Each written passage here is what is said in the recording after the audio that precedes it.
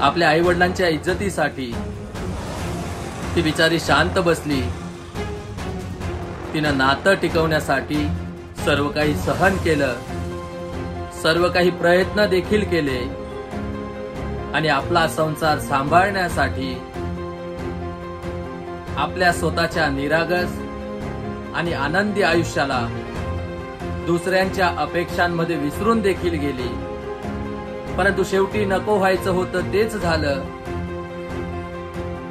एका मुलीनं जगण्याच्या इच्छा असताना देखील स्वतःचं आयुष्य हे संपवलं आणि आपल्या अवघ्या 9 महिन्याच्या बाळाला पोरकं करून कायमची निघून गेली। आपण विचार करत असतो, हुंडा दिला, सोनं दिलं, संसार देखील थाटून दिला, मग आपल्या लेकीचं सगळं काही ठीक होईल। परंतु ज्या रानटी लोकांना फक्त घेणं माहीत असतं, त्यांना तुम्ही कितीही द्याल पुरेसं हे कधी वाटत नाही। वैष्णवी हगवणे देखील याचा शिकार झाली।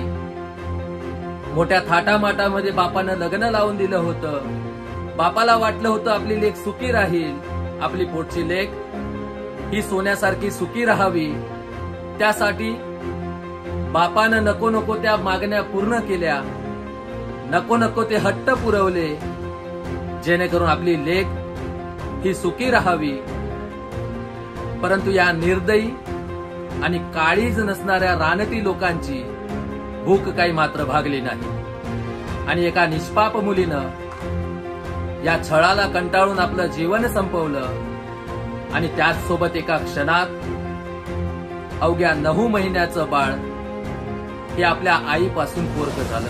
ही घटना जेव्हा कानावरती आली तेव्हा मन हे सुन्न झालं की आजही पुरोगामी आणि आधुनिक महाराष्ट्रामध्ये सुनेचा हुंड्यासाठी आणि पैशांसाठी छळ होतो आणि याच छळाला कंटाळून आत्महत्येसारखं टोकाचं पाऊल हे उचलावं लागतं, हे मात्र दुर्दैव।